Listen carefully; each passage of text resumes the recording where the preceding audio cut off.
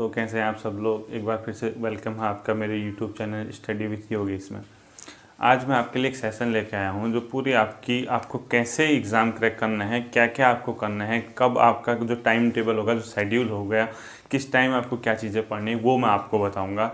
दूसरी चीज़ मैं आपको वो चीज़ भी बताऊंगा, जब मैंने परसों एक वीडियो अपलोड की थी कि हम कैसे चलें आगे की स्ट्रेटजी क्या हो, क्या यूके ट्रिपल एससी को फोकस करें या जैसे हम कंटिन्यू कर रहे थे उसी हिसाब से हम आगे चलें, उसको लेकर मैं टॉपिक लेके आया हूँ। आप इस सेशन को पूरा देखना और उस चीज़ को फॉलो करना जो मैं आपको बता रहा हूँ, और मैं आपके लिए कहाँ पे हेल्प करूँगा, मैं क्या करूँगा आपके लिए, वो सब चीज़ें आप नोट करना और उसके हिसाब से आप आगे की अपनी क्या करना, प्रोसेस को कंटिन्यू करना एग्ज़ाम को क्रैक करने के लिए। ठीक है, देखिए हमने क्या करना है। जो मेरा हिस्ट्री और पॉलिटी वाला जो सेक्शन चल रहा है, जहाँ पे मैं आपको हिस्ट्री और पॉलिटी की जो लेके आ रहा हूँ क्लासेस, वो तो कंटिन्यू रहेंगी, वो चलेंगी ही चलेंगी। भले ही मैं हफ्ते में उसके लिए एक टॉपिक लेके आऊँ, दो टॉपिक लेके आऊँ, वो मेरा हेडेक है कि मैं कैसे उसको मैनेज करता हूँ। ठीक है, ये कंटिन्यू रहेगा। और इसमें जो सेशन है ये बहुत बेहतरीन सेशन रहेगा, क्योंकि इसमें मैं पूरा डिटेल से आपको चीज़ें समझाऊंगा, कब हुआ, कैसे हुआ, कौन सी चीज़ें हुई, बहुत अच्छे से मैं आपको समझाऊंगा। और आप ये मान के चलिए, इस सेशन से आपका क्वेश्चन कभी गलत नहीं होगा। आप चाहे मेंस लिखिए किसी एग्जाम में, चाहे प्रारंभिक परीक्षा दीजिए, तो ये वाला जो सेशन है मैं इसको कंटिन्यू करूँगा। और जब ये हमारा कंप्लीट होगा, क्योंकि देखिए शिक्षा एक लॉन्ग टर्म में आप ले सकते हैं। आप इतनी ईजिली मत सोचिए कि रातों रात पढ़ के आप सफल हो जाएंगे, एक दिन में पढ़ के, 2 दिन में, 1 महीने में पढ़ के आप सफल हो जाएंगे, ऐसा नहीं होता है। अगर आप सफल होना चाहते हैं, आपको सक्सेस पानी है, तो आपको एक अपना समय देना होगा। जितना आप समय देंगे उतना आपका माइंड का लेवल मैच्योर होगा, उतनी चीज़ें आप गेन करने में क्या होंगे, सक्सेस हो पाएंगे। जब आप चीज़ें कंटिन्यू, जब ओवरऑल चीज़ें आप समग्र रूप से अपना अध्ययन करते हैं, तो उससे होता क्या है, आपको स्पेशली ग्रुप सी पढ़ने की ज़रूरत नहीं है, आपको कोई ऐसा एग्जाम पढ़ने की ज़रूरत नहीं है जिसको आप उसी को टारगेट करें। अगर आपने एक बार ढंग से पूरा अध्ययन कर लिया, तो आप ये मान के चलिए, जो कोई पोस्ट आए, 746 आए, 1200 आए, 200 आए, 50 आए, उससे कोई फ़र्क नहीं पड़ता है, आप उस एग्ज़ाम में सफल हो जाएंगे। लेकिन आपको ये मानना पड़ेगा, आपको कम से कम 2 साल का अध्ययन करना पड़ेगा। ये होता ही होता है। और इसके अंदर आप क्या करेंगे, हर चीज़ पढ़ेंगे। आप जीएस भी पढ़ेंगे, आप उत्तराखंड का सेशन भी लेके आएंगे, आप रीजनिंग वगैरह भी करेंगे, जो भी सिलेबस होता है। क्योंकि जनरली होता क्या है, आपके हिस्ट्री, पॉलिटी, जियोग्राफी, इकोनॉमिक्स और एनवायरनमेंट का सेशन होता है, साइंस का सेशन होता है, करंट इश्यूज होते हैं, थोड़ा आप लोगों के उत्तराखंड का सेशन भी होता है। जब आप सब चीज़ें पढ़ेंगे, आपको बताइए, खुद सोचिए आप कि क्या आपको ग्रुप सी के पर्टिकुलर एग्जाम को पढ़ने की ज़रूरत पड़ेगी। मैं मानता हूँ हर किसी की कंडीशन सेम नहीं होती, कोई आर्थिक रूप से परेशान होता है, किसी के साथ दूसरी कंडीशन होती है, किसी को बहुत जल्दी क्या होता है, नौकरी चाहिए होती है। लेकिन मैं ये कहूँगा, जिसके पास समय है, जो एक बार अपना टाइम दे सकता है शिक्षा को, उसका थोड़ा सा वेट करना चाहिए और उसको पढ़ते रहना चाहिए कंटिन्यू। और एक सिरे से पढ़ाई करके जब आप चलते चलते चलते जाएंगे, एक दिन ऐसा होगा आपका पूरा जो सिलेबस होगा कवर हो जाएगा हर चीज़ का। उसके बाद किसी एग्जाम पे बैठिए। ठीक है, तो मैं क्या कह रहा हूँ, हिस्ट्री पॉलिटी का सेशन तो चलेगा ही चलेगा। जब ये सेशन कंप्लीट होगा, मैं उसके बाद दूसरा सेशन लेके आऊँगा, चाहे मैं जियोग्राफी और इकोनॉमिक्स लाऊँ या एनवायरनमेंट उसके साथ लेके आऊँ, वो तो हम लेके आएंगे। ठीक है, ये सेशन सबको पढ़ना है, काफ़ी इंपॉर्टेंट होगा और सबके लिए इंपॉर्टेंट होगा। ठीक है, ये ऐसा नहीं कि किसी खास वर्ग के लिए मैं ये सेशन लेके आ रहा हूँ, सबके लिए इंपॉर्टेंट है। ठीक, दूसरा जो सेशन है, देखिए आपको कैसे उस पर जाना है। दूसरा सेशन यूके ट्रिपल एससी, यानी जिसको एग्ज़ाम की, जिसको जॉब की बहुत ज़रूरत है, बहुत जल्दी वो चाहता है जॉब चाहिए। अगर आप ये मान के चल रहे हैं कि आपको जल्दी जॉब चाहिए, आप मेहनत कर रहे हैं, सब चीज़ मान रहे हैं, तो आपको एक काम करना होगा। एक ऐसा साइन दिखता है, फेसबुक, एक व्हाट्सएप, जितना पॉसिबल हो उससे दूरी बनाइए। क्योंकि आप एक और तो कह रहे हैं कि आपको जॉब की ज़रूरत है, आप तुरंत सक्सेस पाना चाहते हैं, आपको घर की कंडीशन सही नहीं है, दूसरी बार आप समय यहाँ बिता रहे हैं, तो ऐसे पॉसिबल नहीं है। आपको त्याग करना पड़ेगा। जब आप त्याग करेंगे, जब आप मेहनत करने लगेंगे, जब आप सब चीज़ों को, इस टाइप की चीज़ों को छोड़ेंगे, अगर आपको माइंड फ्रेश करना है तो आप यूट्यूब पे कोई वीडियो सुन लीजिए, गाने सुन लीजिए, उससे क्या फ़र्क पड़ता है। यहाँ टाइम बिताने से आपको बहुत ज़्यादा क्या होगा, लॉस होगा। ठीक है, इधर उधर पेजों में ऐड रहते हैं, वो ठीक है, मैं मानता हूँ वो भी ज़रूरी है, लेकिन आप कोशिश करना इन चीज़ों से दूरी बनाने की। जितना आप दूरी बनाएंगे, जितना आप मेहनत करेंगे, उतनी जल्दी आप सफलता के करीब होंगे। ठीक है, इसमें क्या करना है, देखो ये वाले सेशन, वो सेशन तो चले गए, इसमें 3 सेशन है। ठीक, यूके, हिंदी और जीएस। अब ये कैसे कवर करना है, चलिए रीजनिंग वगैरह जो भी है। सबसे पहले आप क्या करेंगे, जैसे मॉर्निंग में आप उठते हैं, ब्रेकफास्ट से पहले हमेशा आप इस सेशन की ओर जाना है, हिंदी की ओर। जब आप ब्रेकफास्ट करने से पहले का जो मॉर्निंग का समय होता है हिंदी की ओर जाना, और आपको हिंदी में क्या पढ़ना है जो आपके सिलेबस में उसने दिया हुआ, चाहे अक्षर दे, संधि दे, सर्वनाम दे, ये कैसी भी दे, आपको सबसे पहले क्या पढ़नी है, हिंदी पढ़नी है सुबह, ठीक है। जब आप ब्रेकफास्ट करते हैं उसके बाद लंच से और ब्रेकफास्ट के बीच का जो टाइम होता है वहाँ पर आप उत्तराखंड पढ़ेंगे दिन में, ठीक। ये वाला सेशन आप क्या करेंगे, उत्तराखंड पढ़ेंगे। और कैसे पढ़ना है वो स्ट्रेटजी बताई थी मैंने आपको, आप उस वीडियो को देख के, जिसने नहीं देखी उसको देख के आप पढ़ना। उसके अलावा आपको लगता है कि आप एडवांस लेवल का पढ़ सकते हैं, वो खत्म हो चुका है, आप मुझे बताया ना, मैं आपको बुक भी सजेस्ट कर दूंगा, ठीक है। उसके अलावा जो तीसरा सेशन है जीएस, इसको आपको नाइट में पढ़ना है, ठीक। ये सेशन आपका कब रहेगा, नाइट का सेशन रहेगा। ये कब रहेगा बता दिया। और जब आप दिन में लंच करके आप आराम करते हैं, रेस्ट करते हैं, हर कोई करता है, इवनिंग टाइम पे जब आप उठते हैं आप इन दोनों को ही रिवाइज करेंगे। ये नहीं कि आज आपने ये पढ़ दिया अगले दिन इसको रिवाइज, अगले दिन आपका क्या करना है, इसको आगे बढ़ाना है। ये नहीं कि गाड़ी वहीं स्थिर है। जब आपके ये टॉपिक कंप्लीट हो रहे हैं एक दिन में, ये टॉपिक कंप्लीट हो रहे हैं, तो रिवाइज का टाइम आप इवनिंग में रख लेना, चाहे आप 4 बजे से 6 के बीच रखो, या 4 से 5, जितना भी आपकी कैपेसिटी है, ठीक है। इस टाइम पे आप ये चीज़ें क्या करेंगे, रिवाइज करेंगे। ये सेशन क्या होता है, रात को होगा आपका, रात को आप 7-8 बजे से अगर आप पढ़ने बैठते हैं, डिनर वगैरह करने के, टोटल 11 बजे तक का आप टाइम लेंगे, 3 घंटे के आसपास ये वाला सेशन पढ़ेंगे, ठीक है। अब देखिए, जब आप ये सब चीज़ें करते हैं, सबसे पहली बात नेगेटिव लोगों से दूर रहना। नेगेटिव लोग वो होते हैं जो खुद ही क्वेश्चन क्रिएट कर देते हैं। उत्तराखंड की, उनके गांव में कोई चीज़ होगी, ये कहाँ है, आपसे क्वेश्चन पूछ देंगे, आपको क्या कर देंगे, वो एक मतलब डिमोरलाइज करने की कोशिश करेंगे कि इसको नहीं आएगा। वो खुद क्वेश्चन क्रिएट कर देते हैं, आप यकीन नहीं करेंगे, उनको जहाँ दिखेगा, जो सेंटेंस दिखेगा उससे क्वेश्चन बना देते हैं। ये कहाँ है, ये किसने बनाया, ये कौन था। ऐसे नहीं पढ़ना है, क्योंकि जो एग्जामिनर है वो उनके पास जाके नहीं पूछता कि मैं कौन सा पेपर में कौन सा क्वेश्चन सेट करूँ। वो क्या करता है, एक ऑथेंटिक बुक पकड़ता है, कुछ चीज़ें होती हैं उसमें से वो देखता है कि आपने कितने ध्यान से अध्ययन की है।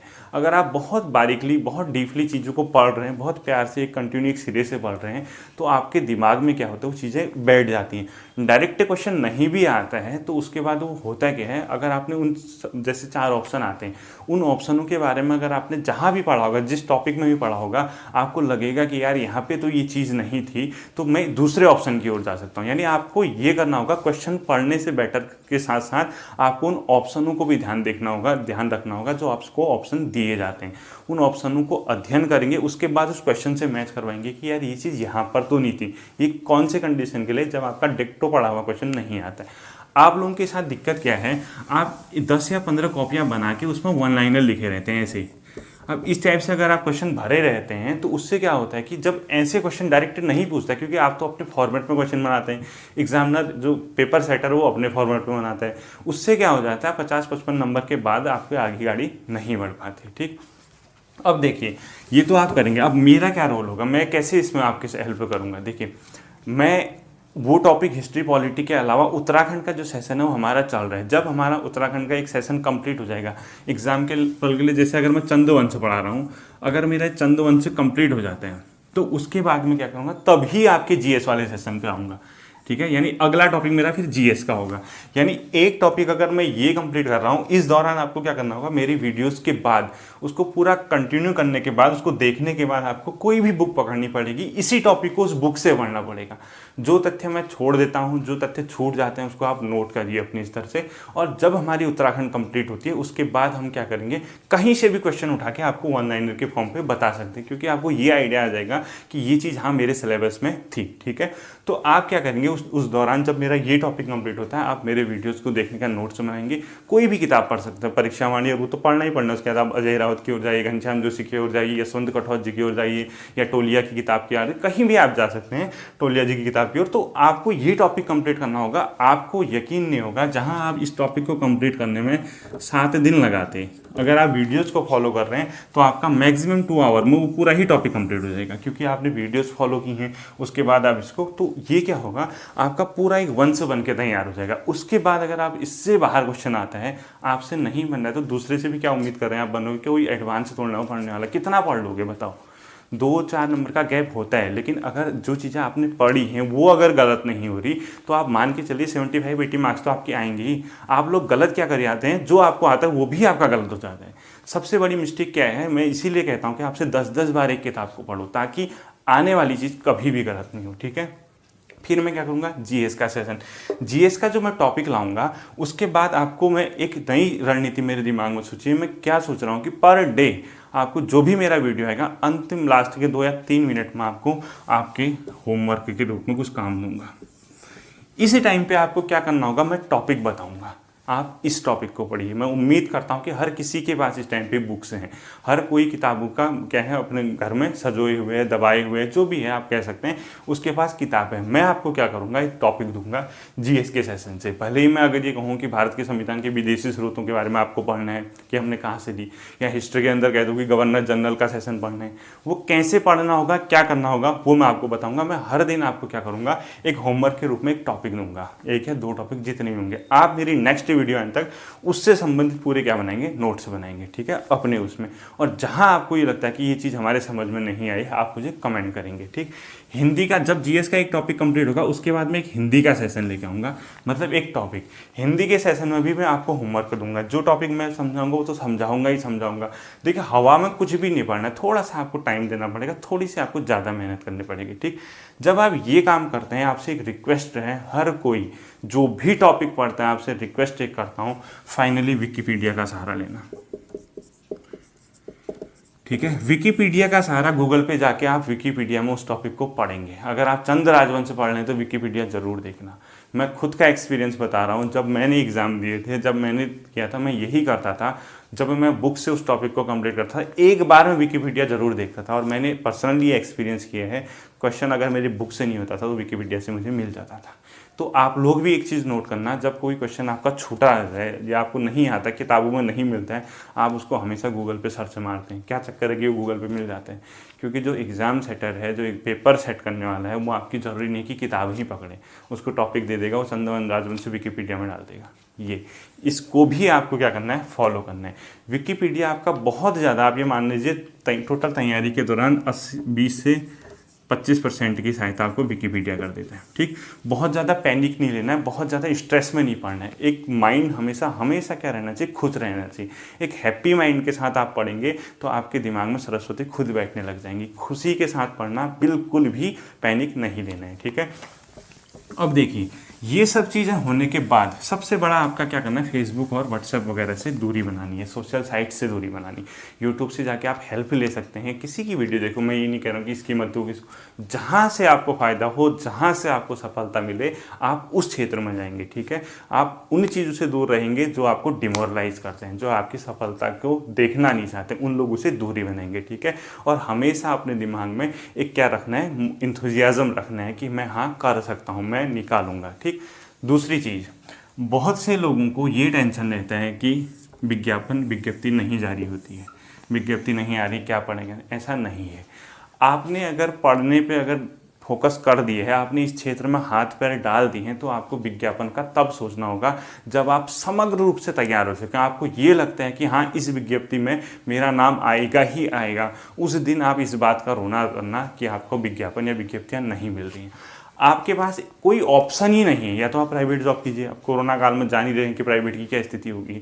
आपके पास जब घर में बैठ के एक ही ऑप्शन है पढ़ना, तो आप ये मान के चलिए कि आज से अगर 2 साल बाद भी विज्ञप्ति आती है, 2 ईयर बाद, आपका नाम इस विज्ञप्ति में, इस रिजल्ट में होना चाहिए जब भी आए। आप लोगों के साथ क्या होता है, देखिए इतने टाइम से विज्ञप्ति जारी हुई नहीं हुई, ये आप भी जानते हैं, मैं भी जानता हूँ। देखिए इतना टाइम आपने खा दिया। जो लोग ये रोना रो रहे हैं कि विज्ञप्ति नहीं आ रही, अगर अभी विज्ञप्ति आई हैं, जो भी पद निकले हैं, अगर आपका नाम उसमें, भगवान करे ऐसा ना हो, अगर आपका नाम उसमें नहीं होता है तो आप किसको दोषी ठहरेंगे।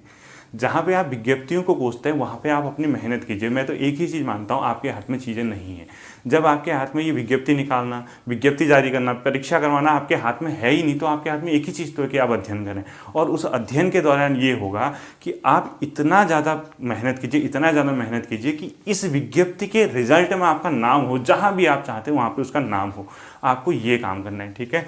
दूसरा, बहुत से लोगों को ये दिक्कत रहती है कि इसमें 1 लाख लोगों का फॉर्म भरा है या 2 लाख लोगों ने फॉर्म भरा है, विज्ञप्तियाँ आई हैं 400, 500, 200, जितना भी, या 60-70, इतनी विज्ञप्ति। ये भी रोना किन लोगों का है, जिनको ये उम्मीद रहती है या जो ये सोचते हैं कि यार ज़्यादा पद आए, कम लोग भरे। ऐसा नहीं होता। आपके लिए 1 सीट भी अगर आती है, अगर आप मेहनत करने वाले, अपना विश्वास रखिए, अगर आपने पूरी, देखो डरता कौन है, जिसने आधा अधूरा पढ़ा होता है। वही तो डरेगा। अगर आप पूरी रूप से तैयारी करके गए, सब चीज़ आप कवर करके गए अपने सिलेबस के अकॉर्डिंग, तो आपको डरने की ज़रूरत है ही नहीं, ठीक है। अब 1 लाख 2 लाख लोग फॉर्म भर रहे हैं, विज्ञप्ति इसमें मांग रहे हैं 12th पास या ग्रेजुएशन, जो भी है। आधे तो उसी टाइम ग्रेजुएट करके जाते हैं, आधे तो उसी टाइम 12th करके जाते हैं, तो उनसे क्या डरना भाई। नए नए हैं आप, तो इतने धुरंधर खिलाड़ी, इतने टाइम से तैयारी कर रहे हैं, आपके अंदर विश्वास होना चाहिए। आधे तो यही होते हैं 20 से 30%। ये क्या करते हैं, इनको दिन दुनिया का भी कुछ पता नहीं रहता, ये हवा में रहते हैं। इन्हें ये लगता है कि जो है हम ही हैं, एक बार पढ़ देंगे निकाल देंगे। लेकिन जब ये एग्ज़ाम में बैठते हैं, 2 या 4 एग्ज़ाम देते हैं, तो इनको अपनी असलियत पता चल जाती है, ठीक है। तो इन लोगों से घबराना नहीं। ये क्या करते हैं, भीड़ बढ़ाने वाला, भीड़ तंत्र या जनतंत्र जहाँ पर आप कहते हैं, ये वही मास है, ठीक। दूसरा सबसे ज़्यादा कंपटीशन, सबसे ज़्यादा टफ आपके साथ है इन लोगों के साथ, जिसकी एज है 25 से 32 साल। इन लोगों के साथ, और ये पूरे उसका 50% है जो आपके एग्ज़ाम में बैठते।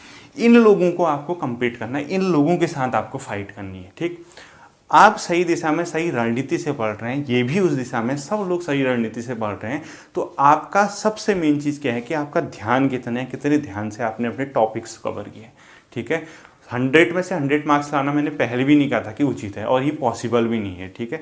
आज के एग्ज़ाम के हिसाब से आपको क्या करना है, आपको 75 से 85 मार्क्स के 20 लेके आना है आपकी सफलता के लिए। तो आप इस बात से बेफिक्र रहिए कि उत्तराखंड का ऐसा क्वेश्चन आ गया, ऐसा क्वेश्चन आ गया, जीएस का ऐसा क्वेश्चन आ गया, ये मंदिर पूछ दिया, ये चीज़ें पूछ दी, उससे मत घबराइए। वो तो आपको 15 नंबर का छोड़ रखा है ना, आपने 85 से ऊपर ना आए आपके मार्क्स, वो तो छोड़ दिया। 3 क्वेश्चन आएंगे भाई, इस 3 के चक्कर में क्यों आप इतना दिमाग खराब करते हैं अपना। तो इस है, ठीक है। बाकी कुछ लोगों के साथ मेरी सहानुभूति है, जिसकी एज इससे प्लस होगी, वो भी बहुत परेशान है, उनको नौकरी की बहुत ज़्यादा ज़रूरत है, ठीक है। उसमें बहुत से ऐसे बंदे भी हैं जो बहुत मेहनत कर रहे हैं। देखो अनफॉर्चुनेटली कहीं पर नहीं हो पाता, सबका भाग्य एक समान नहीं होता, कुछ कमी रह गई होगी। तो अपने अंदर की कमी को पहचानने के बाद आपको क्या करना है, जी जान से मेहनत करनी है, ठीक है। मैं कैसे आऊँगा, मैंने आपको बता दिया, मैं कैसे आपके लिए टॉपिक लूँगा। और हमेशा हर टॉपिक के बाद एक होमवर्क आपको मिलेगा, आप उस होमवर्क को नोट्स बनाएंगे, और कैसे पढ़ना है, क्या पढ़ना है, उसको मैं बताऊंगा, ठीक है।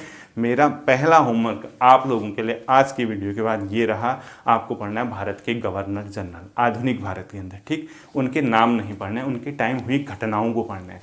जब घटनाएं पढ़ेंगे गवर्नर जनरल खुद कवर हो जाएंगे। कैसे, भारत छोड़ो आंदोलन पढ़ो 1942, उस टाइम लिंक करो गवर्नर कौन था। गवर्नर नहीं पढ़ना है कि इसके टाइम भारत छोड़ो हुआ था, आपको भारत छोड़ो पढ़ना है। आपको पढ़ना है साइमन कमीशन भारत कब आया था, आपको पढ़ना है पूना समझौता कब हुआ था, तब जाके पीछे से गवर्नर को ऐड करो। आपको पढ़ना है असहयोग आंदोलन किसके समय हुआ था, आपको उसके बाद गवर्नर उसके पीछे ऐड करना। अगर आप ये पढ़ेंगे आंख बंद करके, ये गवर्नर था, ये गवर्नर था, ऐसे नहीं होती तैयारी। आपको क्या करना है, 1857 के रिवॉल्ट के बारे में जानना है, उसके बाद पीछे से उसमें गवर्नर ऐड करो। तो ये क्या होता है, ये आपका आगे का कॉन्सेप्ट तो बनाएगा ही बनेगा, जो आपका 1 लाइनर में गवर्नर आता है वो भी आपका क्या हो जाता है, सही हो जाता है। ये हर किताब में आपको मिल जाएगा। पहला काम, भारत के गवर्नर जनरलों के समय हुई महत्वपूर्ण घटनाएं, ठीक है। आपका फर्स्ट होमवर्क इससे संबंधित नोट्स। अगली वीडियो में जब भी आऊँगा मैं जीएस का सेशन लेके, मैं आपको बताऊँगा कौन सा गवर्नर इंपॉर्टेंट है और कौन सी घटनाएं हुई, ठीक है। पहला काम क्या है, भारत के गवर्नर के समय महत्वपूर्ण घटना। आपने घटना पढ़नी है, आपने ये पढ़ना है कि कौन सी घटना हुई है, उसके बाद गवर्नर पढ़ोगे।